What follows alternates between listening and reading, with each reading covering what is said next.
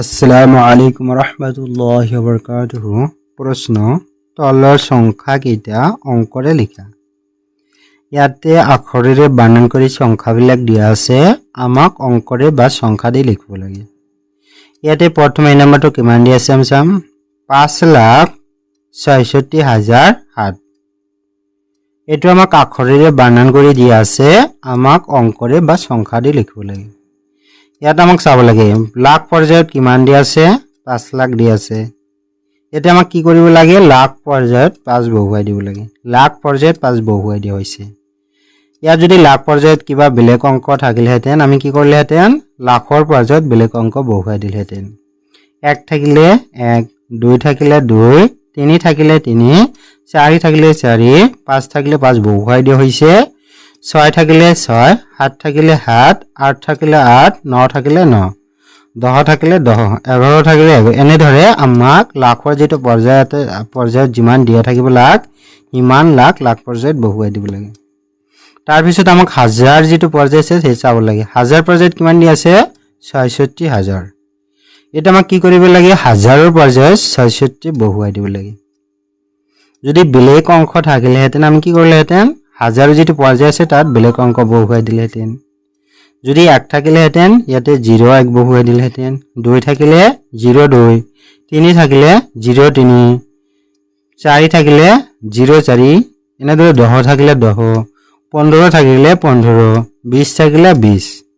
যেহেতু ইয়াতে আমাক কিমান দি আছে, 66,000 দি আছে, সেইকাৰণে হাজাৰৰ পৰ্যায়ত 66 বহুৱাই দিয়া হৈছে। তাৰপিছত ইয়াতে অকল কি দি আছে, 7 দি আছে। শতক আৰু দশক স্থানৰ একো দিয়া নাই, অকল একক স্থানৰ অংক 7 দি আছে। সেইকাৰণে আমাক কি কৰিব লাগে, শতক আৰু দশক স্থানত 0 বহুৱাই অকল একক স্থানত 7 বহুৱাই দিব লাগে। আৰু একক স্থানত 7 বহুৱাই দিয়া হৈছে। ইয়াত যদি বেলেগ অংক থাকিলেহেঁতেন 2, ইয়াতে 2 বহুৱাই দিলেহেঁতেন। 3 থাকিলে 3, 4 থাকিলে 4, 5 থাকিলে 5 বহুৱাই দিলেহেঁতেন। যেহেতু ইয়াতে কিমান দি আছে, 7 দি আছে, সেইকাৰণে একক স্থানত 7 বহুৱাই দিয়া হৈছে। আৰু বি নম্বৰত 23,49,602। ইয়াতে আমাক কি কৰিব লাগে, লাখ পৰ্যায়টো চাব লাগে কিমান দি আছে, 23 লাখ। সেইকাৰণে আমাক কি কৰিব লাগে, লাখ পৰ্যায়ত 23 লাখ বহুৱাই দিব লাগে। বেলেগ অংক থাকিলে আমি কি কৰিলেহেঁতেন, বেলেগ অংক বহুৱাই দিলেহেঁতেন। 15 থাকিলে 15, 20 থাকিলে 20, 50 থাকিলে 50। যেহেতু আমাক কিমান দি আছে, 23 লাখ দি আছে, সেইকাৰণে লাখ পৰ্যায়ত আমাক 23 বহুৱাই দিব লাগে। বহুৱাই দি হ'ল। আৰু হাজাৰ পৰ্যায়ত কিমান দি আছে, 49,000। এটা আমাক কি কৰিব লাগে, হাজাৰৰ যেটো পৰ্যায় আছে তাত আমাক কি কৰিব লাগে, 49 বহুৱাই দিব লাগে। ইয়াতে 49 বহুৱাই দিয়া হৈছে। ইয়াত যদি বেলেগ অংক থাকিলহেঁতেন 15,000, ইয়াতে কিমান বহুৱাই দিলেহেঁতেন, 15। 20 থাকিলে 20, 25 থাকিলে ইয়াতে 25 বহুৱাই দিলেহেঁতেন। তাৰপিছত কি আছে, 602। ইয়াতে কি আছে, শতক স্থানত 600 দিয়া আছে। তাৰপিছত কি আছে, অকল একক স্থানত উল্লেখ আছে আৰু দশক স্থানৰ অংক দিয়া নাই। সেইকাৰণে আমাক কি কৰিব লাগে, শতকৰ যেটো স্থান আছে তাত 6 বহুৱাই দিব লাগে। আৰু দশক স্থানত যেহেতু কিবা উল্লেখ নাই, সেইকাৰণে তাতে কি কৰিব লাগে, দশক স্থানত 0 বহুৱাই দিব লাগে। আৰু একক স্থানত কিমান দি আছে, 2 দি আছে। আৰু একক স্থানত কিমান বহুৱাই দিব লাগে, 2 বহুৱাই দিয়া হৈছে। 3 থাকিলে 3, 4 থাকিলে 4। এনেদৰে আমি যেহেতু ইয়াতে 2 দিয়া আছে, সেইকাৰণে ইয়াতে 2 বহুৱাই দিয়া হৈছে। আৰু চি নম্বৰত কিমান দি আছে চাম, 8,35,09,018। যেহেতু আমাক ইয়াতে কোটি পৰ্যায়ৰ অংক দিয়া আছে, সেইকাৰণে আমাক কি কৰিব, কোটি পৰ্যায়ত কিমান দি আছে সেইটো চাব লাগে। কোটি পৰ্যায়ত 8 কোটি দি আছে, সেইকাৰণে কোটি পৰ্যায়ত 8 লিখিব লাগে। কোটি পৰ্যায়ত 8 লিখা হৈছে। তাৰপিছত আমাৰ লাখ পৰ্যায়টো দেখিব লাগে। লাখ পৰ্যায়ত কিমান দি আছে, 35 লাখ। এতিয়া আমি কি কৰিম, লাখৰ যেটো পৰ্যায় আছে তাত 35 বহুৱাই দিব লাগে। ইয়াতে বহুৱাই দিয়া হৈছে।